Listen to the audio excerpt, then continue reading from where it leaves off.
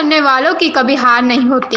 कहावत को सफल करके दिखाया है गुरुग्राम के सेक्टर 65 के रहने वाले हरप्रीत सिंह रंधावा ने। हरप्रीत सिंह ने यूपीएससी परीक्षा में 10वां स्थान प्राप्त कर मां बाप के सपनों को पूरा किया है। हरप्रीत सिंह रंधावा की माने तो उन्होंने सफलता ये 6 बार की कोशिश के बाद अर्जित की है। हरप्रीत की माने तो लगातार 5 बार वह नाकाम जरूर रहे, लेकिन मायूस नहीं हुए और अंत में 10वें स्थान हासिल किया है। इस मामले में हरप्रीत सिंह रंधावा की माने तो इस बार की परीक्षा के लिए उन्होंने कोई तैयारी नहीं की, बस खुद को बेहतर और बेहतर करने का प्रयास में जुटे रहे। अखबार और इंटरनेट की मदद लेते रहे, ज्ञान अर्जित करते रहे, पढ़ते रहे। वहीं हरप्रीत सिंह के पिता की माने तो हर माँ बाप चाहते हैं कि उनके बच्चे उनका नाम रोशन करें। हरप्रीत की इस बेहतरीन सफलता ने उसका मान सम्मान और बढ़ा दिया है। सर, यूपीएससी में सफल होना अपने आप में एक बड़ी बात है, क्या कहेंगे आप? मैं मानता हूँ कि कोई भी जॉब, कोई भी ऑक्यूपेशन बड़ी या छोटी नहीं होती। जो आपके मन में, जो आपके अंदर कामना जो जलती है, जो आपको सारा वक्त मोटिवेट करती है, वो जॉब, वो प्रोफेशन, वो ऑक्यूपेशन आपके लिए सही है। मेरे को बचपन से इंडियन फॉरेन सर्विस में जाने का बहुत बड़ा ड्रीम था, तो मुझे इसी कारण कोई भी फेलियर होने के बजाय, कोई भी सेटबैक होने के बजाय मुझे पता था कि मुझे ये लक्ष्य तक पहुंचना है। तो मैंने ऑप्शनल भी चेंज किया। पहले मैंने हिस्ट्री ऑप्शनल रखा था, फिर मैंने political science and international relations रखा। मुझे ये लगा कि वह डिप्लोमेसी के लिए, आईएफएस के लिए ज़्यादा सूटेबल है। मेरा होप ये रहेगा कि मैं सिविल सर्विस में जाके जो भी मुझे सर्विस मिले, मैं वहाँ पे कोई अच्छी कंट्रीब्यूशन कर, इफ़ आई कैन, मैं जो कर सकूँ लोगों का हेल्प कर सकूँ।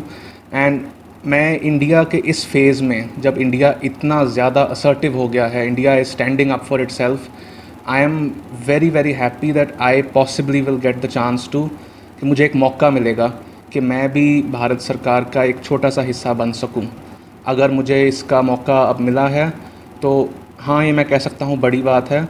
लेकिन मैं सब एस्पायरेंट्स को कहना चाहूँगा जो अभी एग्ज़ाम देने का सोच रहे हैं, जो दे चुके हैं, जो 5th अभी आने को प्रीलिम्स को देंगे, या वो जो फेल हो गए हैं किसी भी स्टेज पे, मैं आपको कहना चाहूँगा, आप प्लीज़, अगर आप अपने दिल में, इफ़ यू आर कमिटेड, आप सच में चाहते हैं कि आप आईएएस, आईएफएस, आईपीएस, कोई भी सर्विस में आप पब्लिक सर्विस करना चाहते हैं, तो प्लीज़ लगे रहिए। Do not listen to anyone. अगर आपको कोई कहता है कि आपसे नहीं हो सकता, तो मैं आपके सामने बैठा हूँ। मैं लास्ट अटैम्प्ट में आया हूँ, मेरा 6th अटैम्प्ट है, मेरी ओनली इंटरव्यू है।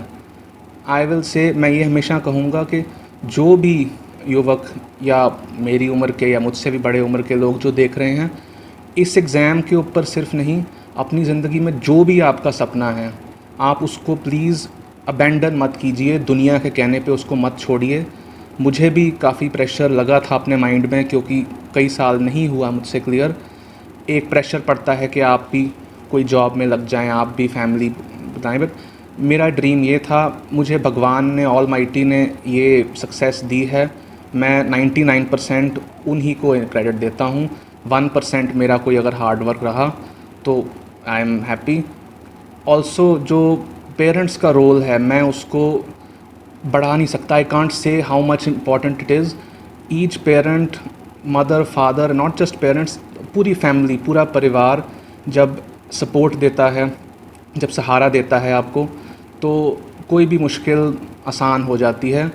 मैं बस सब युवकों से यही कहूँगा, आप अगर किसी भी क्षमता में भारत माता की सेवा करना चाहते हैं, चाहे इंडियन फॉरेन सर्विस, चाहे आईएएस, चाहे आईपीएस, या आपके स्टेट में, आप प्लीज़ अगर सच में पब्लिक सर्विस के लिए कमिटेड हैं, आप अपना टैलेंट इस रेस से मत निकालिए। आपको सक्सेस मिल सकती है, और ये भी हो सकता है कि आप आगे जाकर कोई ऐसा कंट्रीब्यूशन करें देश के लिए जो आप नहीं समझ सकते अभी, जो आप सोच भी नहीं सकते। इसलिए प्लीज़ दिल ना छोटा करें, दिल ना हारें, लड़ते रहें। अगर आप रन मैदान पे उतरे हैं, जीत आपकी ज़रूर होगी। मेरी मनोकामनाएं, मेरी बेस्ट विशेस आप सब के साथ हैं। Thank you very much. Sir, कहाँ से आपने पढ़ाई की? मेरा स्कूलिंग हुआ था स्टार्ट शिमला में। हाँ, इट वाज प्राइमरी। फिर मैं 3 साल के लिए स्कॉटलैंड में प्राइमरी एंड फर्स्ट में गया। फिर when I came back to India, मेरी मदर के साथ मैं रह रहा था वहाँ पे जब वो पीएचडी कर रही थी। उसके बाद इंडिया में एक इंडियन स्कूल है दिल्ली में। Then 98 onwards I was in Sanskriti school. तो उसके बाद मेरा जब ग्रेजुएशन हुआ that was at Saint Stephen's College history honours, and after that उसके बाद मैं बस इसी में कमिटेड रहा हूँ। उसके अलावा और कैसे पढ़ाई की आपने? कुछ बुक्स मैंने यूज़ करी जो मुझे परफेक्ट लगी अपने ऑप्शनल के लिए या किसी जीएस के टॉपिक के लिए।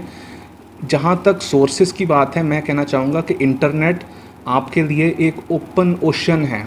आप उस समुंदर के अंदर से कुछ भी निकाल सकते हैं। If you want you can go to Wikipedia, if you want you can go to government of India websites, you can pick up data, you can pick up scholars names. मैंने तो ट्विटर पे जाके, Facebook पे जाके जो कुछ scholars हैं जो इंटरनेशनल रिलेशंस के हैं या कुछ थिंकर्स हैं, मैंने उनके व्यू वहाँ से भी लिख लिए। मैंने कुछ मैंने कन्फाइंड नहीं रखा कि मैंने सिर्फ ये पढ़ना है, बल्कि मैं ये भी कहूँगा कि मैंने प्रीवियस अटैम्प्ट्स में काफ़ी ज़्यादा नोट्स बनाए थे। जब मुझे सक्सेस नहीं मिली, मैंने बहुत ज़्यादा रिविजन्स भी करी थी, मैंने राइटिंग प्रैक्टिस भी करी थी। इस अटैम्प्ट में मैंने ना तो नोट्स बनाए कोई, ना मैंने ज़्यादा कोई राइटिंग प्रैक्टिस करी। मैंने कोशिश करी कि मैं जितना हो सके पढूं ठंडे दिमाग से और अपने माइंड को ओपन रख के, ताकि मैं किसी भी एक धारा में ना फंसूं, ना मेरा माइंड एक वन ट्रैक हो जाए, बहुत तरफ से चले। आपको भी सजेशन है? कितनी बार अटेम्प्ट देने के बाद आपको ये सफलता मिली? Sixth and final attempt. तो अब आप जो आईएएस की जो तैयारी कर रहे हैं, उन्हें क्या अपनी तरफ से अपना क्या एक्सपेरिमेंट, मतलब क्या आपने जितनी आज तक इतनी मेहनत की है, तो मतलब इसे इजी वे में करने के लिए आप क्या बच्चों को क्या सलाह देंगे कि इनको? मैं से सलाह ये दूंगा कि आप अगर सच में इंडियन सिविल सर्विसेज कोई भी सर्विस के लिए आप कमिटेड हैं, you should make a target from school के अंदर।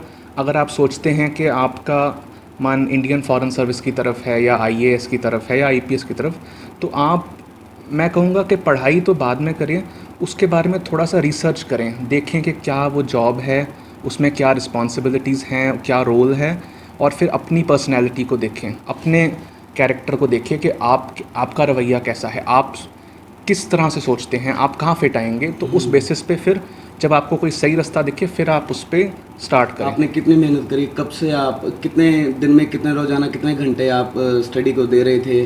और ये मेरा थोड़ा फ़नी है बिकॉज़ जब मेरा अटैम्प्ट नहीं क्लियर हुआ तो मैंने 12-12 घंटे भी पढ़ा है। इस बार जब गॉड्स ग्रेस से 10th रैंक आया है तो मैंने कभी भी इस अटैम्प्ट के लिए दिन में 2.5 आवर्स से ज़्यादा पढ़ाई नहीं करी। लेकिन मैंने जब वो उस टाइम के अंदर मैंने फुल अपना इमर्शन रखा, फुल कमिटमेंट रखा, और मुझे ये लगा कि घंटे गिनना, आवर्स गिनना इम्पॉर्टेंट नहीं है। कोई टास्क बनाए अपने माइंड में, कोई आइडिया आपको समझना है, कोई कॉन्सेप्ट समझना है आपको, if you want to get into some topic, ताकि आपको कोई भी क्वेश्चन आए, ये नहीं कि आपने सिर्फ एक स्पेसिफिक एंगल से तैयार किया या आपने एक बना हुआ क्वेश्चन तैयार कर दिया, क्योंकि एग्ज़ाम में वो क्वेश्चन ज़रूरी नहीं है कि ऐसे आएगा। दे कैन आस्क एनीवे, वो कुछ भी चेंज करके पूछ लेंगे। तो अगर आपकी पढ़ाई सोच विचार पढ़ने पे, ज़्यादा सोर्सेज देखने पे बेस्ड है, तो आप किसी तरह से भी उसको हैंडल कर सकते हैं। ना कि अगर आपने सिर्फ एक नोट्स या सिर्फ एक बुक को बार बार पढ़ा है।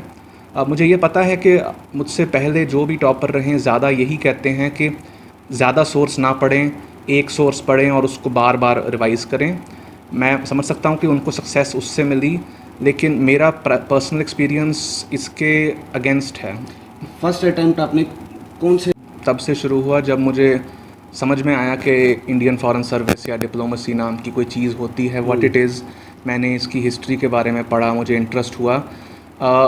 इसका एग्जैक्ट जो ओरिजिन है वो मेरे को I believe class 8th 9th में शुरू हुआ, एंड एक क्लास 11th में एक न्यूज़पेपर न्यूयॉर्क टाइम्स का भी एक रिपोर्टिंग हुआ था। वो हमारे स्कूल आए थे पॉलिटिकल साइंस की क्लास को देखने, तो उसमें भी मेरा कोट था कि Harkirat Singh Randhawa aspires to be diplomat. तो मैं तब 17 ईयर्स का था।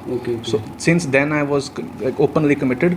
मेरा first attempt was in 2011 So 11 नहीं 12 हाँ 12 11 में I did graduation, 12 was my first attempt.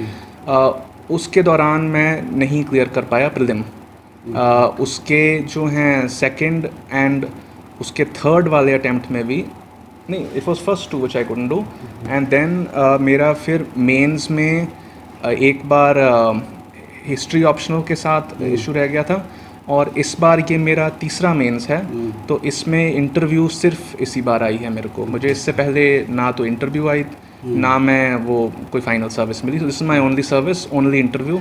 तो आपका फादर का क्या इसमें रोल रहा? क्योंकि आजकल देखने को मिलता है कि घर वाले जो फैमिली है वो बच्चों को पढ़ाई के लिए सपोर्ट नहीं करते हैं। तो आप उनसे, उनकी फैमिली से और देश भर में क्या कहना चाहेंगे कि अपने बच्चों को कैसे सपोर्ट करें, उनका एक अच्छा उज्जवल भविष्य बनाने के लिए घर वाले कैसे सपोर्ट कर रहे हैं, मोरल सपोर्ट कर रहे हैं, है ना, हर तरीके से। तो इस पे आपका क्या कहना है? पहली बात तो बिना आपके फैमिली के सपोर्ट के आप कुछ भी नहीं कर सकते। एग्ज़ाम तो दूर की बात है, आप ना स्कूल जा सकते हैं ना पढ़ सकते हैं। आपकी फैमिली आपका सहारा है, आपकी ज़िंदगी की नींव है।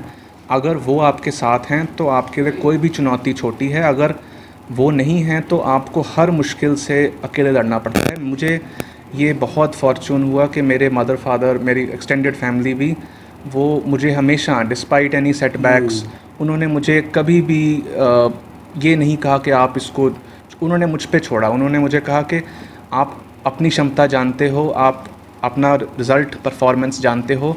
अगर आपको सच में लगता है, मेरे मदर फादर ने मुझे खुद बोला कि अगर आपको सच में लगता है कि आप में ये क्षमता है कि आप अचीव कर सकते हैं तो आप लगे रहें।